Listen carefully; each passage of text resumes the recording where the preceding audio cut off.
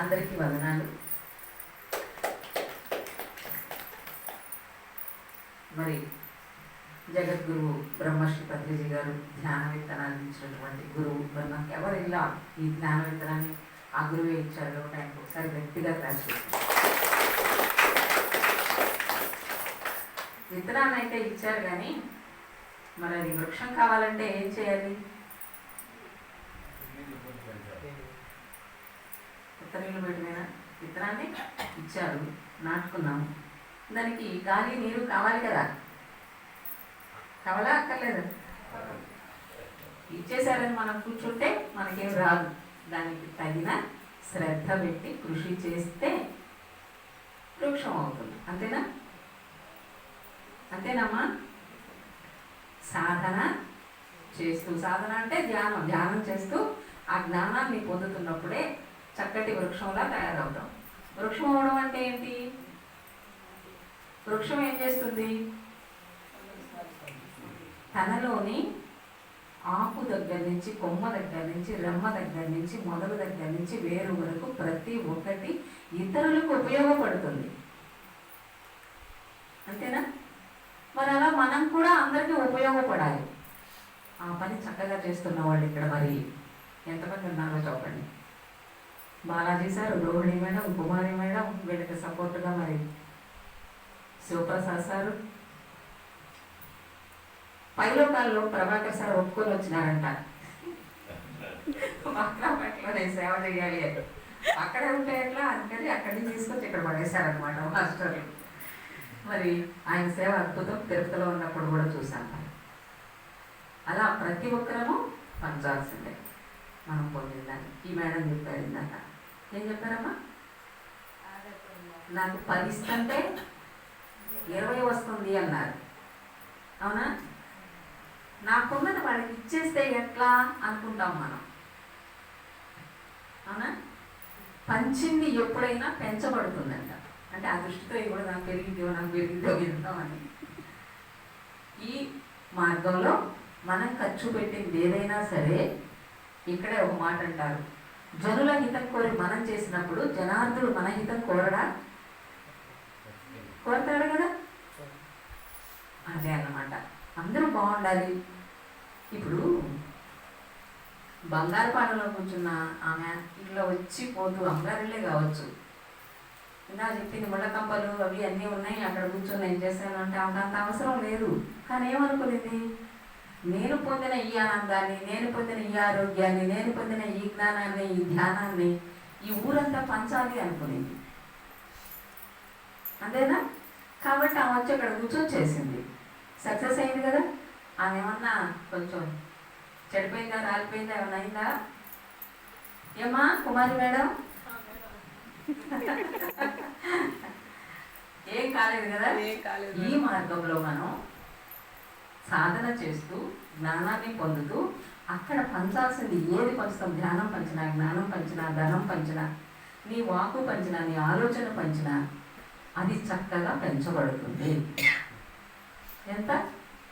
ఆవగింజలు తీస్తే అనపకాయ అంటే సొరకాయ, ఆ పక్క రైమింగ్ బాగుంటుందని అట్లా అంటారు. ఆవగింజ అనపకాయ అని. సొరకాయ ఎంత ఉంది? ఆవగింజ ఎంత ఉంది? ఆవగింజరా? ఆవగింజ ఇంతేనా? రాగింజ అంతా అంతేనా?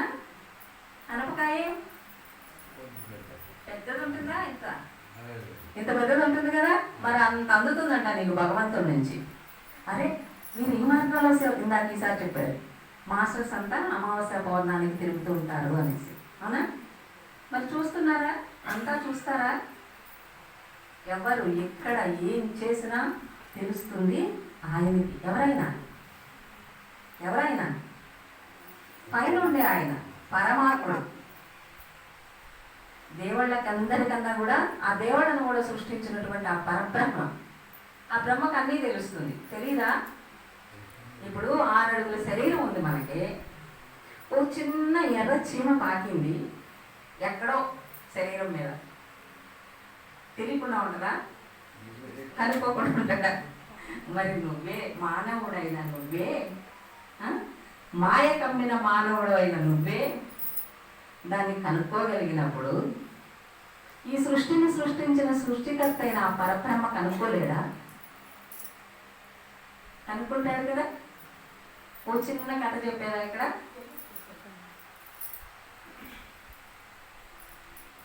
ఇలాగే ఒక ఆశ్రమం పెట్టారంట ఒక గురువు గారు. శిష్యులందరికీ రోజు ధ్యానం చేయించి జ్ఞానం నేర్పిస్తున్నారు. కొన్ని రోజుల తర్వాత ఆయనకు డౌట్ వచ్చిందంట. నేను చేయిస్తున్నాను, వీళ్ళు చేస్తున్నారు, చెప్తున్నాను, వింటున్నారు, ఎంతవరకు వీరికి అర్థమైందో నాకెట్లా తెలుస్తుంది అని అనుమానం వచ్చిందంట. అనుమానం వచ్చి సరే ఒక పరీక్ష పెడదాం వీళ్ళకి అని అరటిపళ్ళు తెప్పించి ఎంతమంది శిష్యులు ఉన్నారో అంతమందిని పిలిపించి తలా ఒక అరటిపళ్ళు ఇచ్చారంట. తలా ఒక అరటిపళ్ళు ఇచ్చారు. ఎవ్వరూ చూడకుండా ఈ అరటిపళ్ళు తినాలి మీరు, అప్పుడు మీరు పరీక్షలో నెగ్గినట్టు అని చెప్పారు. అరటిపళ్ళు తీసుకుని అందరూ వెళ్ళిపోయారు. కొంత సమయం ఇస్తారు కదా, ఆ సమయం తర్వాత వచ్చేసి నేను రూమ్లోకి వెళ్ళి తలుపులన్నీ వేసేసుకొని తిన్నాను అని ఒకడు, నేను రూమ్లోకి వెళ్ళి పైపంచ కప్పుకొని లోపల పెట్టుకొని తిన్నానని ఒకడు, నేను వాళ్ళలో దూరం తిన్నానని ఒకడు, అట్లా రకరకాలుగా వాళ్ళ ఐడియాస్ కొద్ది వాళ్ళు తినేశారు. మేము ఇలా తిన్నాం, మేము ఇలా తిన్నాం, మేము ఇలా తిన్నాం అని శిష్యులందరూ చెప్పారు. ఒకడు మాత్రం నేనంగా ఇట్లా నుంచొని ఉన్నాడంట అరటిపండు పట్టుకొని. ఏరా అందరూ తిన్నారు కదా, ఏం నువ్వు తినలేదు అని అడిగారంట. గురువుగారు మీరు మొన్న భగవంతుడు అంతగా ఉంటాడు అని చెప్పారు కదండి, మరి నేను ఎక్కడికి వెళ్ళినా చూస్తాడు కదండి, అందుకని నేను తినలేదండి అన్నాడంట. అమ్మయ్య, నేను జ్ఞానం బోధించిన దానికి ఒక్కడన్నా ఉన్నాడు అనుకున్నాడు. అవునా? కరెక్టే కదా. భగవంతుడు మరి అంతటా ఉన్నాడు కదా. మరి మేము ధ్యానంలోకి వచ్చిన కొత్తలో ఏమనుకుంటాము, ఏం చెప్తున్నాము, దేవుడు మనలోనే ఉన్నాడు. ఇప్పుడు సార్ పాట పాడారు, నీలోన శివుడు నాలోన శివుడు అని. అవునా? లోన ఉన్నాడు శివుడు కదా. లోన శివుడు ఉన్నాడా, మనమే శివుడు. ముందు లోన శివుడు ఉన్నాడు, ఆ శివుడే మనల్ని నడిపిస్తున్నాడు అని తెలుసుకున్నాం.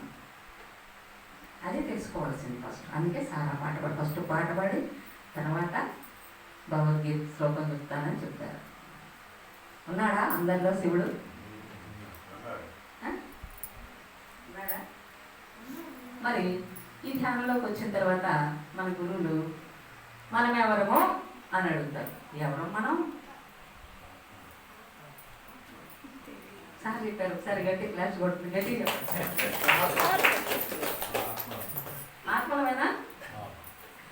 ఆత్మలమైన మనము మన పని కోసం అయ్యి ఈ శరీరాన్ని తెచ్చుకున్నాం. ఈ శరీరం ఎవరిది? మనది.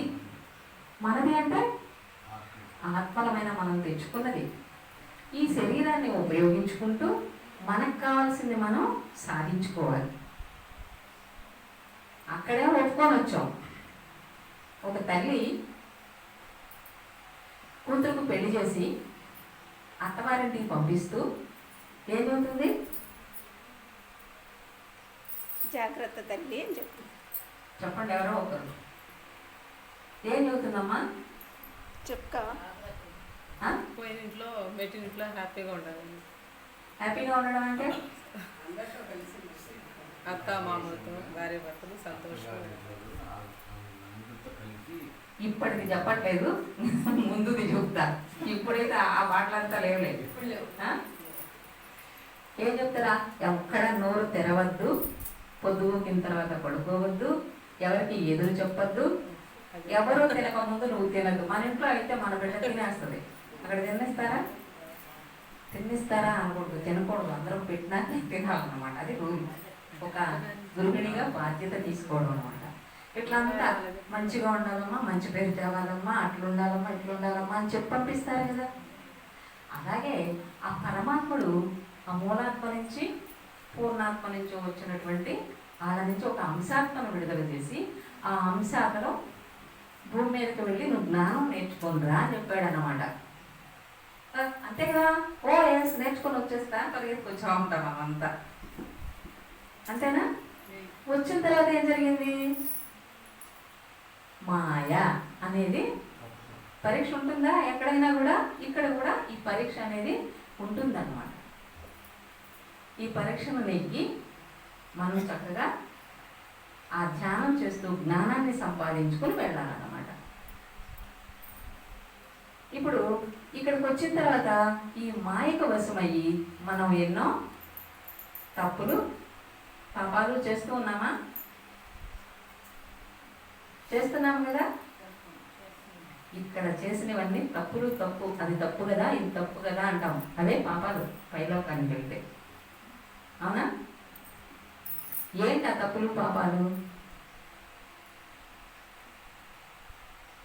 అని తెలుసుకోవాలి కదా. ఇప్పుడు సార్ కూడా చెప్పారు, ఎంతటి పాపాలు చేసినా, ఎంతటి మూర్ఖుడైనా, అవునా, సముద్రం అంతటి పాపం చేసినా ఆ సముద్రం అంతటి పాపాన్ని దాటడానికి ఒక తెప్ప ఉంది. అదే నాయన ధ్యానము, జ్ఞానము. ఈ జ్ఞానం అనే తెప్పతో మనం ఆ సముద్రాన్ని దాటవచ్చు. ఏ సముద్రాన్ని? పాపపు సముద్రాన్ని అని చెప్పి చక్కగా చెప్పారు.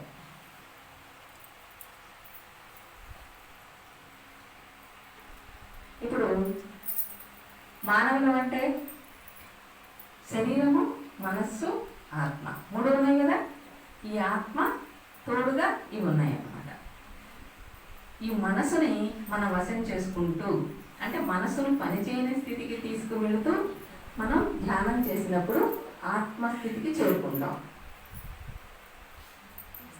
ఎప్పుడైతే ఆత్మస్థితిలో అంటే ఆ ధ్యాన స్థితిలో ఉంటామో, మనసు పనిచేయని స్థితిలో ఉంటామో, అప్పుడు మనం ఈ ప్రకృతిలో ఉండేటటువంటి ఆ విశ్వమయ శక్తిని తీసుకుంటాం. ఈ పిరమిడ్లో ఏం జరుగుతుంది? నిద్రపోతామా అందరం?